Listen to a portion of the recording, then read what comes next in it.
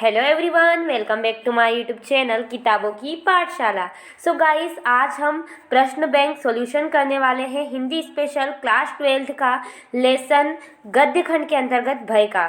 आज हम वस्तुनिष्ठ क्वेश्चन देखेंगे। क्योंकि इसमें गद्य साहित्य से रिलेटेड भी वस्तुनिष्ठ क्वेश्चन दिए गए हैं, तो सबसे पहले हम उनको देखेंगे, उसके बाद हम भय वाले क्वेश्चंस को देखेंगे। तो स्टार्ट करते हैं दिस वीडियो। सो गाइस, सबसे पहले हमारे सामने वस्तुनिष्ठ क्वेश्चन। पहला क्वेश्चन है, गद्य साहित्य के विकास का युग है, तो इसका राइट आंसर रहेगा आधुनिक युग। उसके बाद नेक्स्ट क्वेश्चन है हमारे सामने, हिंदी गद्य का आदि रूप हमें प्राप्त होता है, तो इसका राइट आंसर रहेगा नाथ साहित्य से। उसके बाद थर्ड जो क्वेश्चन है हमारे सामने, गद्य की परंपरा विठलनाथ, गोकुलनाथ, नाभादास से होती हुई आधुनिक काल तक आई है, तो किस लैंग्वेज में आई है? ब्रज भाषा में आई है। उसके बाद गाइस हमारे सामने नेक्स्ट क्वेश्चन है, सरस्वती पत्रिका के संपादक है, तो महावीर प्रसाद द्विवेदी। उसके बाद गाइस फिफ्थ क्वेश्चन है, गद्य की विधा नहीं है। क्या विधा नहीं है? गद्य की कविता एक विधा नहीं है, क्योंकि यह एक पद्य है। अब उसके बाद सिक्स्थ क्वेश्चन है गाइस, हिंदी नाट्य साहित्य के काल विभाजन का सही क्रम है, तो सेकंड वाला आएगा इसका, भारतेंदु काल, संधि काल और प्रसाद युग। उसके बाद गाइस हम आगे बढ़ते हैं सेवंथ क्वेश्चन की तरफ। हिंदी का एकांकी में तत्वों की संख्या होती है, तो हिंदी एकांकी में 7 तत्वों की संख्या होती है। उसके बाद उपन्यास शब्द का अर्थ होता है, तो उपन्यास शब्द का अर्थ होता है सामने रखना या फिर समीप रखना भी लिख सकते हो। उसके बाद हिंदी की सर्वप्रथम कहानी का आविर्भाव हुआ था, तो इसका आविर्भाव 1900 ईस्वी में हुआ था। उसके बाद गाइस हमारे सामने नेक्स्ट क्वेश्चन है, गाइस हिंदी साहित्य में अंचल का अर्थ है, तो अंचल का अर्थ है जनपद। उसके बाद गाइस हमारे सामने नेक्स्ट क्वेश्चन है, हिंदी निबंध रचना के संबंध में लिखा है, यदि गद्य कवियों या लेखकों की कसौटी है तो निबंध गद्य की कसौटी है। यह कथन किसने लिखा है? तो यह कथन लिखा है डॉक्टर आचार्य रामचंद्र शुक्ल ने। उसके बाद जब लेखक अनुभूत की गई घटनाओं अथवा किसी व्यक्ति वस्तु का मामरिक वर्णन अपनी स्मृति के आधार पर करता है, तो वो क्या कहलाता है? वो संस्मरण कहलाता है। उसके बाद नेक्स्ट क्वेश्चन है हमारे सामने, घटनाओं का अथवा किसी, ये डबल से आ गया, इसको रोंग कर देते हैं। एंड 15 क्वेश्चन पर चलते हैं, हिंदी कहानी हिंदी गद्य साहित्य की विधा है, तो इसका आएगा राइट, अर्थात यहाँ पे लिखा आएगा सत्य। उसके बाद नेक्स्ट क्वेश्चन है, प्रेमचंद्र हिंदी गद्य साहित्य के प्रमुख कहानीकार है, तो राइट बिल्कुल सत्य आएगा इसका। उसके बाद नेक्स्ट क्वेश्चन है, हिंदी गद्य साहित्य में प्रौढ़ एवं गंभीर शैली भारतेंदु युग निबंधों की विशेषता है, तो नहीं, इसका रोंग आएगा, क्योंकि ये शुक्ल युग की विशेषता है। उसके बाद नेक्स्ट क्वेश्चन है हमारे सामने, हिंदी गद्य साहित्य में हरिशंकर परसाई व्यंग निबंधकार है, तो यस राइट, इसका सत्य आएगा। उसके बाद हमारे सामने क्वेश्चन है, हिंदी साहित्य में निबंध के समान आलोचना के क्षेत्र में हरिवंश राय बच्चन का आगमन वरदान स्वरूप है, तो रोंग आएगा, क्योंकि यह वरदान स्वरूप नहीं है। उसके बाद हमारे सामने नेक्स्ट क्वेश्चन है, हिंदी गद्य साहित्य में जब हम किसी घटना, व्यक्ति, वस्तु, शब्दों के माध्यम से ऐसा कलात्मक वर्णन करें कि आंखों के सामने चित्र सा उपस्थित हो जाता है, उसे क्या कहते हैं? रेखा चित्र। तो राइट एकदम इसके आगे आएगा सत्य। तो गाइस अब हमारे सामने नेक्स्ट है सही जोड़ी, तो इसका हम मिलान कर लेते हैं। पहला है पंडित जवाहरलाल नेहरू की आंखों देखा रूस, तो इसका राइट आंसर रहेगा यात्रा वृतांत। उसके बाद प्रेमचंद्र द्वारा लिखित कहानियों की संख्या है, तो इसका रहेगा दूसरा वाला 8, ये सही है। उसके बाद किशोरीलाल गोस्वामी द्वारा रचित कहानी, तो थर्ड वाली इंदुमती। उसके बाद भावनात्मक एवं लोक कहानी सिंहासन बत्तीसी के रचनाकार है, तो फोर्थ वाले रविंद्रनाथ टैगोर। उसके बाद रानी केतकी की कहानी की विधा है, तो उपन्यास, फिफ्थ।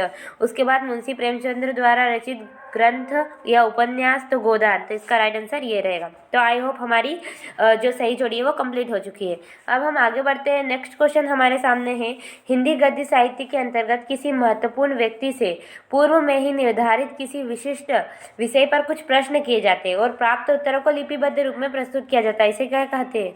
इसे भेंट वार्ता कहा जाता है। अब गाइस हमारे सामने नेक्स्ट क्वेश्चन है, हिंदी गद्य साहित्य में लिखा है, एकांकी एक ऐसी घटना है जिसका जिज्ञासापूर्ण कौतूहलमय नाटकीय शैली में चरम विकास होकर अंत होता है। यह कथन किसका है? तो यह कथन डॉक्टर रामकुमार वर्मा का है। उसके बाद मानसरोवर में प्रेमचंद्र द्वारा लिखित लगभग कितनी कहानियाँ हैं? तो 200 से अधिक कहानियाँ हैं और इसके 8 भाग हैं। उसके बाद गाइस हमारे सामने नेक्स्ट क्वेश्चन आता है, हिंदी गद्य साहित्य में किसी महापुरुष की जीवनी किस तथ्य पर आधारित है? इसका राइट आंसर रहेगा उसके जीवन की सत्य घटनाओं पर आधारित होती है। उसके बाद लेखक पूर्णतः तटस्थ होता है, वह कौन सी विधा है? तो वह विधा है रेखाचित्र। रेखाचित्र में लेखक पूर्णतः तटस्थ होता है। उसके बाद नेक्स्ट क्वेश्चन है, हिंदी गद्य साहित्य में गद्य और पद्य के बीच की विधा को क्या कहा जाता है? तो इसको कहा जाता है गद्य काव्य।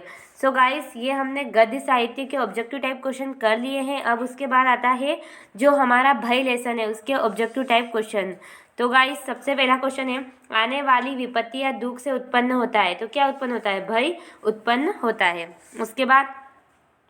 उसके बाद नेक्स्ट क्वेश्चन है, भय के समांतर एक अन्य मनोविकार है, तो आशंका एक अन्य मनोविकार है।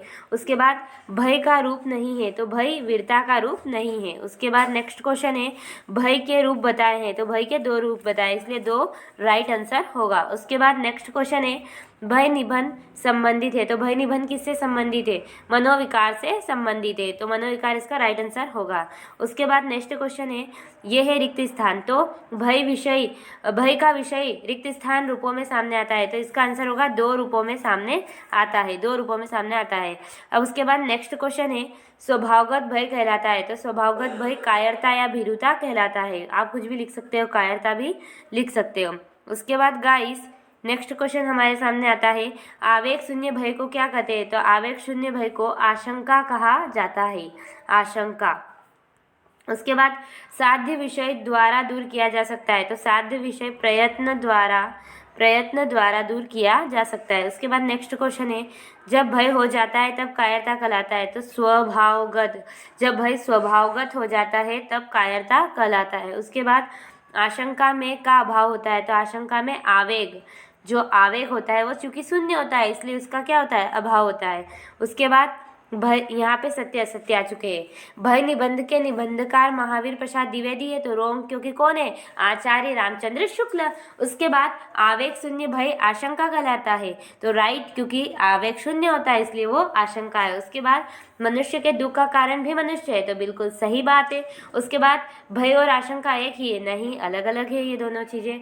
उसके बाद जंगली जातियों और बच्चों में भय अधिक होता है, तो राइट, हाँ, इनमें सबसे ज़्यादा भय होता है। उसके बाद नेक्स्ट क्वेश्चन है साथियों, भय का साध्य विषय आवेश है, तो नहीं, भय का साध्य विषय प्रयत्न है। उसके बाद ये एक छोटी सी सिंपल सी बहुत ही आसान सही जोड़ी है जो कि आपको खुद करनी है, क्योंकि 10th या 12th में अब हम आ चुके हैं, तो ये आराम से हम कुछ कर सकते हैं। उसके बाद जब भीरुता, वह भीरुता जिसकी प्रशंसा होती है, ऐसी कौन सी भीरुता है जिसकी प्रशंसा होती है? तो वह है धर्म भीरुता, धर्म भीरुता। उसके बाद नेक्स्ट क्वेश्चन है हमारे सामने, वो है भय पाठ के लेखक कौन है? तो भय पाठ के लेखक आचार्य रामचंद्र शुक्ल है। अब नेक्स्ट क्वेश्चन है, अधिक भय किस में होता है? तो अभी हमने ऊपर पढ़ा जंगली जाति और बच्चों में अधिक भय होता है। साध्य शब्द का विलोम होता है, साध्य शब्द का विलोम असाध्य होता है। आशंका क्या है? तो आपको इसकी जो डेफिनेशन है वो पॉपअप हो रही होगी, तो इसकी डेफिनेशन आप। तो अब अगला क्वेश्चन है, साध्य विषय को कैसे दूर किया जा सकता है? तो साध्य विषय को प्रयत्न करके दूर किया जा सकता है।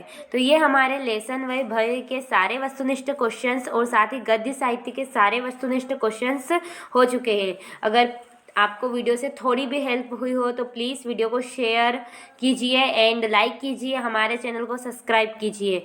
धन्यवाद।